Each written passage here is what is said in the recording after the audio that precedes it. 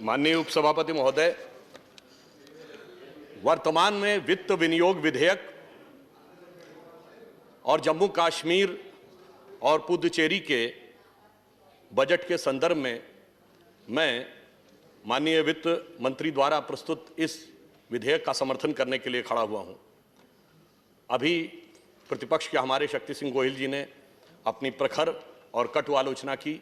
स्वाभाविक है कि यह विनियोग सत्ता के वियोग काल में उनको सुखद संयोग तो नहीं दे सकता था, तो उनकी भावना का मैं स्वागत करता हूं।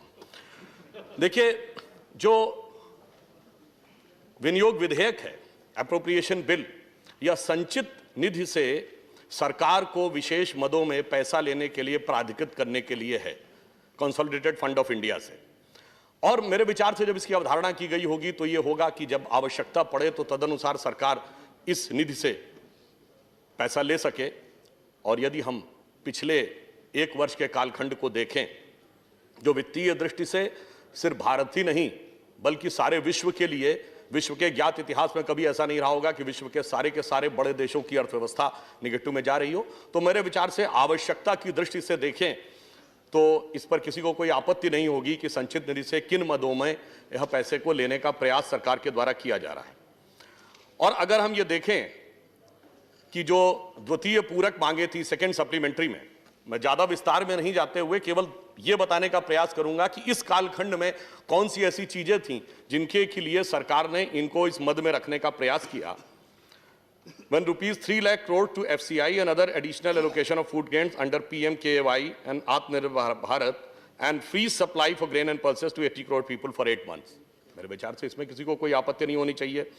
65,411 करोड़ रुपए डिपार्टमेंट ऑफ फर्टिलाइजर को दिया गया आत्मनिर्भर भारत के अंतर्गत। 20,000 करोड़ रुपए का capital section ministry of defence को दिया गया भारत के अंदर मेक इन डिफेंस को मजबूत करने के लिए। 1,29,233 करोड़ रुपए राज्यों के जीएसटी के भुगतान के लिए और 26,000 करोड़ रुपए मनरेगा के लिए, जो खासकर ये समय जब माइग्रेंट लेबर्स की समस्या सभी राज्यों ने और पूरे देश ने देखी है, तो मुझे लगता है कि यह बहुत ही युक्त संगत प्रतीत होता है और सरकार का यह निर्णय एकदम सही है। हाँ, यह जरूर कहना चाहूंगा, बजट को गए हुए लगभग 6-7 सप्ताह बीत चुके हैं। बजट के कई प्रावधानों को लेकर हमारे विपक्षी मित्रों ने कई आलोचना की, परंतु मैं ये बताना चाहता हूं, आप सबको ध्यान है कि थर्ड क्वार्टर की जो आंकड़े आए हैं 2020 और 21 में, पहली बार पॉजिटिव ग्रोथ रेट आई है। 0.4% ही सही, परंतु सकारात्मक आई है। और इस सकारात्मक को देखने के लिए हमें यह समझना होगा कि कौन से सेक्टर्स पे पॉजिटिव आया है। ऐसा नहीं कि कोई एक आध जगह पे हुई है, लगभग cutting across the various sections सब जगह positive growth rate third quarter में आई है। Sectors witnessing the positive growth during the third quarter of 2021 over 29-20 are agriculture, forestry and fisheries around 3.9%, manufacturing 1.6%, electricity, gas, water supply and other utility services and construction 6.2%, financial and real estates, professional services 6.6%। ये सरकार की तरफ से आधिकारिक आंकड़े दिए गए हैं। और एक सकारात्मक पक्ष भी रहा है कि इसी दौरान एग्रीकल्चर में बहुत अच्छा उत्पादन हुआ है। In 2019-20, as per the fourth advance estimate, the total food grain production of the country was 296.65 million tons, and which is higher 11.44% as compared to previous। यानी कि इस कालखंड में भी इस देश में अन्न का उत्पादन अच्छा और बेहतर रहा। ये एक सकारात्मक दृष्टिकोण था। अगर हम बैंकिंग और नॉन बैंकिंग सेक्टर्स को देखें तो gross net performing advance ratio as a percentage of gross advance scheduled commercial banks decreased from 8.2 to 7.5, यानी उसमें भी सुधार दर्ज हुआ। जो GNPA रेशियो है पब्लिक सेक्टर बैंक्स का, वो भी डिक्रीज किया, 10.5 से 9.4 पे आया, यानी उसमें भी एक सकारात्मक दृष्टि रही। और stress advance ratio decrease from 10.75 to 9.96।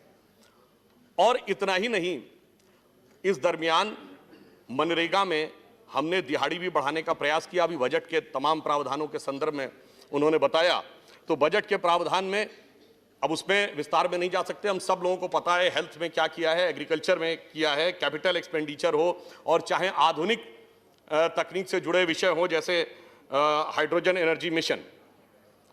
इसी वजह से अब जो रिपोर्ट आई है जिसमें यह कहा जा रहा है कि इकोनॉमिक सर्वे ने 11% ग्रोथ रेट अगले वर्ष के लिए प्रोजेक्ट की है। आईएमएफ ने 11.5% कही है, जो कि उन्होंने इस वर्ष के अंत में कहा था।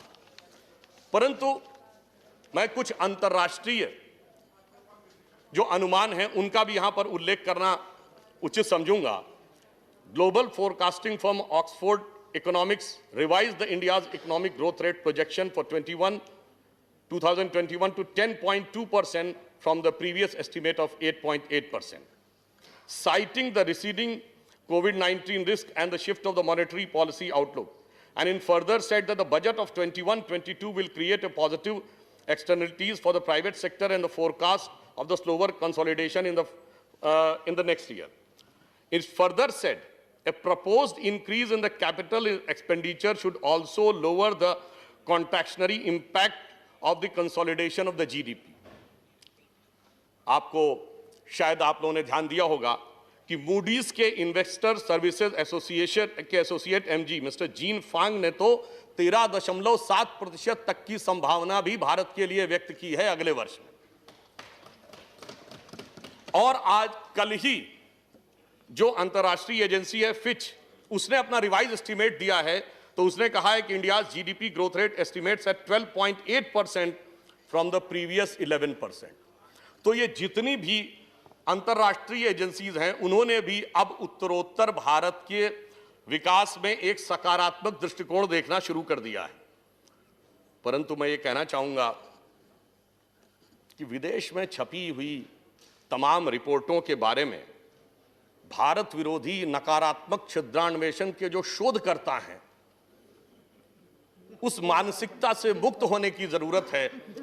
कुछ सकारात्मक दृष्टिकोण से देखिए तो आपको बहुत नजर आएगा, क्योंकि प्रधानमंत्री जी ने ग्राम ज्योति योजना के द्वारा गांवों तक तो ज्योति पहुंचा दी, परंतु इस अंधकार से भरे हुए नयनों में ज्योति कब पहुंचे इसकी हम प्रतीक्षा करेंगे, क्योंकि उसे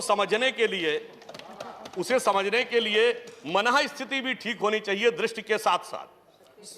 सभापति महोदय, हमारे यहाँ धर्मशास्त्रों में कहा गया है यस्य नास्ति स्वयं प्रज्ञा शास्त्रम तस्य करोति किम और लोचनाभ्याम विहीनस्य दर्पणम किम करिष्यति। अर्थात यदि मन ही आपकी प्रज्ञा और विवेक जागृत ना हो तो बड़े से बड़े पुस्तकें शास्त्र दिखा दिए जाएं, आपके लिए निष्प्रभावी रहते हैं। जैसे आंखें बंद हो या हो ही नहीं तो दर्पण दिखने से कुछ नहीं दिखता। इसलिए देखने का यह प्रयास करना चाहिए। अब हम अगर जम्मू कश्मीर के बारे में बात करें तो एक बहुत बड़ा परिवर्तन ये आया है कि ग्रास रूट लेवल तक वहां पर लोकतंत्र गया है और उसे स्ट्रेंथन करने की व्यवस्था इस बजट में भी की गई है। डिस्ट्रिक्ट डेवलपमेंट काउंसिल्स और ब्लॉक डेवलपमेंट काउंसिल्स के लिए सेंट्रल गवर्नमेंट ने 200 करोड़ रुपए का प्रावधान किया है। 20 डिस्ट्रिक्ट डेवलपमेंट काउंसिल और जम्मू कश्मीर के लिए 71.25 करोड़ रुपए का 285 ब्लॉक डेवलपमेंट काउंसिल्स के लिए डेवलपमेंट फंड और 30 करोड़ रुपए इस बात के लिए रखे गए हैं जहां पर ये डिस्ट्रिक्ट डेवलपमेंट काउंसिल्स और ब्लॉक डेवलपमेंट काउंसिल्स के ऑफिसेज बन सकें। इसके अतिरिक्त 1313 करोड़ रुपए का प्रावधान पंचायती राज के संस्थानों को सुदृढ़ और अर्बन लोकल बॉडीज को भी और मजबूत करने के लिए किया गया है। अगर हम एम्प्लॉयमेंट की दृष्टि से देखें तो एम्प्लॉयमेंट में जैसा कि फाइनेंस मिनिस्टर ने बताया है कि 12,379 जम्मू कश्मीर में गजेटेड और नॉन गजेटेड वैकेंसीज हैं। इसके अतिरिक्त 10,000 क्लास 4 वैकेंसीज हैं और इन सबको आइडेंटिफाई करके इसके अंदर नियुक्ति की प्रक्रिया को आगे बढ़ाया गया है। 200 करोड़ रुपए का प्रावधान मिशन यूथ के लिए किया गया है, जो कि एक मेजर इनिशिएटिव है जम्मू कश्मीर के युवा को आगे बढ़ने की नई दिशा देने के लिए। अगर हम बहुत विस्तार में न जाते हुए केवल 2-4 प्रमुख बिंदुओं को देखें तो ₹400 crore provision for the GST reimbursement, 200 crore for the mission youth, 800 crore for the capitalization of the J&K Bank Limited, 300 crore for the CRIF Road, 1,500 crores for PMGSY, 500 crores for NABARD, and ₹28 crore for maintenance of the Mughal Road, and 200 crore for the festival promotion, and 100 crore for the promotion of the cinema theatre, and 200 crore for the heritage preservation. अर्थात कोई भी ऐसा कश्मीर के जीवन से जुड़ा हुआ भाग नहीं है, पहलू जिसे इसमें छूने का प्रयास नहीं किया गया हो। और इसी के साथ साथ special attention shall be given to the smooth conduct of Sri Amarnath Yatra commencing in the June-July of this year। क्योंकि जब हम कश्मीरियत की बात करते हैं तो निश्चित रूप से अमरनाथ यात्रा से बड़ा कश्मीरियत का कोई प्रतीक नहीं है। और इसके साथ साथ एग्रीकल्चर में अगर हम देखें तो 4th रिवाइज एस्टीमेट में इसके अतिरिक्त जम्मू कश्मीर में हाँ एक बिंदु और ध्यान आता है, जब हमने इतने प्रकार के टूरिज्म के, इतने प्रकार के लोकल बॉडीज के और हर प्रकार के जो प्रयास किए हैं, परंतु फिर भी कुछ ऐसी चीजें हैं जो जब वहां का उल्लेख आता है, पहली बार जमीन के ऊपर लोगों को यहां से पहुंचा हुआ पैसा प्राप्त हो रहा है। अन्यथा इससे पहले बहुत प्रकार की बातें आती थी, उनके मैं विस्तार में, उसके मैं डिटेल में नहीं जाना चाहता। मैं ये जरूर कहना चाहूंगा कि कश्मीर में माइग्रेंट्स के लिए भी हमारी सरकार ने एक महत्वपूर्ण कदम उठाया है। 6000 पदों का सृजन किया है और 3841 उसमें से भरे जा चुके हैं। अर्थात जो हमारे कश्मीरी विस्थापित हैं उनको पुनर्स्थापना की दृष्टि से भी इस बजट में एक प्रावधान करने का प्रयास किया गया है। तो इसलिए चाहे लोन हो, कैश असिस्टेंट हो, फ्री राशन हो, अनेक प्रकार के पैकेजेस देकर कश्मीर की आर्थिक स्थिति को बेहतर करने का प्रयास किया गया है। परंतु सभापति जी, अभी शक्ति सिंह गोहिल जी ने अलेक्जेंडर का उल्लेख कर दिया तो मुझे कश्मीर के संदर्भ में कुछ बात याद आ गई। वो ये है, कश्मीर भारत के लिए एक अद्भुत और विश्व के लिए भी एक अद्भुत समस्या है थी।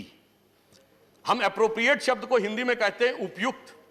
अब हमें यह देखना चाहिए कि कश्मीर की जब उल्लेख आता है, कितनी उपयुक्तता और कितनी विचित्रता थी। जब भारत में सभी राज्यों का विलय हुआ तो सबका विलय हो गया, एक ही रह गया, यह पहली विचित्रता थी। यहां तक कि जूनागढ़ और हैदराबाद सभी सॉल्व हो गए, गोवा भी सॉल्व हो गया, एक बचा रह गया, ये पहली व्यवस्था थी। और अब जो उन्होंने कहा था सिकंदर, संयोग से हम सभी पढ़ते हैं अलेक्जेंडर के बारे में, पर बहुत कम लोगों को इस बारे में ध्यान होता है कि भारत का भी एक राजा था जिसको अलेक्जेंडर ऑफ इंडिया कहा जाता था, और वो था कश्मीर का राजा ललितादित्य मुक्तापीठ, जिसने कि आज के ईरान, आज के चाइना के बड़े हिस्सा, कैस्पियन सी, सेंट्रल एशिया और ये तक कहा जाता है कि कैस्पियन सी तक उसका राज्य था। मगर अफसोस, दूसरी विचित्रता क्या थी, स्वतंत्र होते ही वो भूमि जहां से अलेक्जेंडर ऑफ इंडिया निकला था, उस भूमि का हिस्सा टेरिटरी चली गई दूसरों के हाथ में। दूसरी विचित्रता थी। तीसरी विचित्रता थी कि दुनिया में कहीं भी आपने युद्ध देखा होगा तो जो सेना जीत रही हो, जो देश ताकतवर हो, वो युद्ध विराम नहीं करता। यहां हम बड़े थे, हम जीत रहे थे, 48 घंटे की और बात थी, हमने युद्ध विराम कर दिया। अगली विचित्रता थी कि दुनिया में कहीं भी आपने देखा होगा युद्ध के दौरान वही देश संयुक्त राष्ट्र संघ में जाता है जो कमजोर पड़ रहा हो। यहां हम मजबूत थे, हम संयुक्त राष्ट्र संघ में चले गए। और यह भी ध्यान रखने की बात है, संयुक्त राष्ट्र संघ 3 वर्ष का था, हमने उसकी अथॉरिटी बढ़ाई, हमने उसकी लेजिटिमेसी बढ़ाई। उस जमाने में 2-2.5 वर्ष पुराना था, अक्टूबर 1945 में संयुक्त राष्ट्र संघ का गठन हुआ था। इसलिए मैं एक और बात कहना चाहता हूं, हमारे विरोधी पक्ष वालों को शायद उचित लगे पर उन्हें याद दिलाना बहुत जरूरी है, कश्मीर भारत का एकमात्र राज्य था जो सेकुलर नहीं था। क्यों?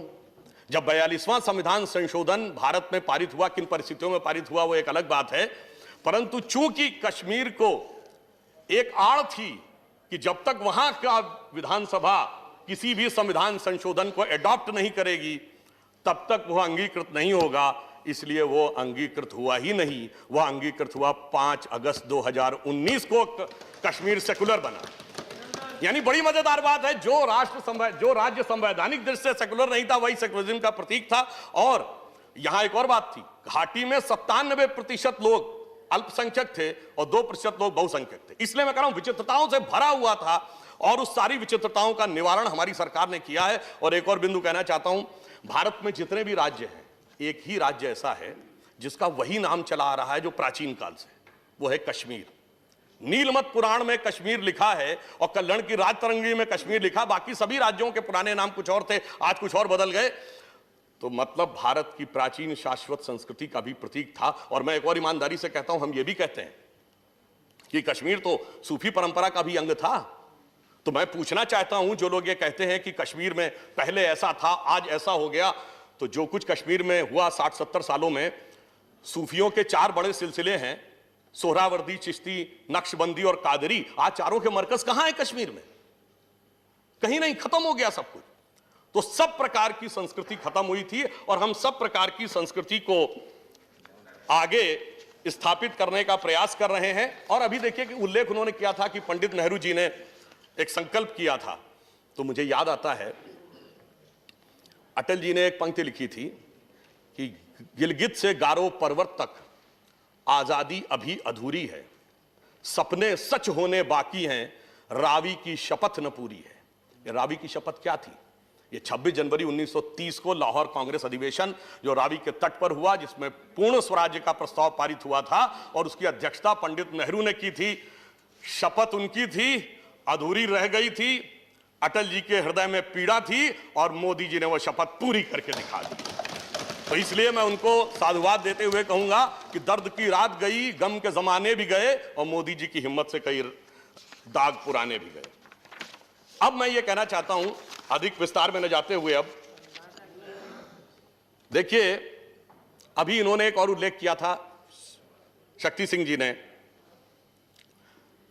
मैं इसके में जो और रोड के लिए कितना किया है, हमने कंस्ट्रक्शन के लिए कितना किया है, मेडिकल एजुकेशन के लिए 1456 करोड़ रुपए किया है, एग्रीकल्चर और हॉर्टिकल्चर के लिए 2008 करोड़ किया है। परंतु उन्होंने एक बड़ी अच्छी बात कही, कभी कभी बरबस सच्चाई मुंह से निकल जाती है।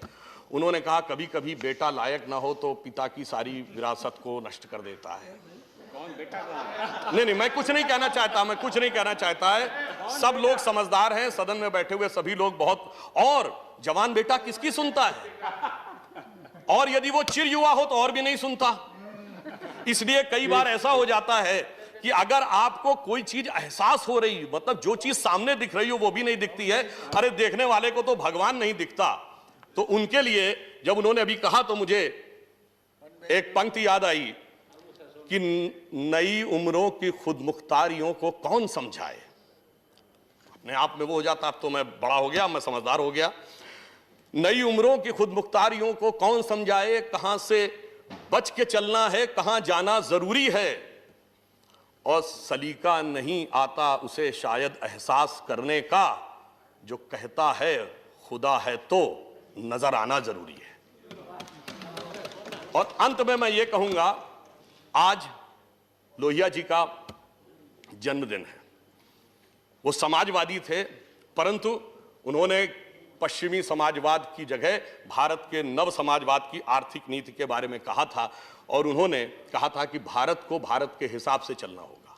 और आज भगत सिंह जी, राजगुरु और सुखदेव जी का बलिदान दिवस भी है, तो ये भी हमें याद आता है। तो बस मैं सिर्फ ये कहना चाहूंगा, हमने बहुत लंबे समय तक कभी कम्युनिस्टों की आर्थिक नीति के पीछे चले गए, कभी कैपिटलिस्टों की आर्थिक नीति के पीछे चले गए, और आज वो कहां पहुंचे?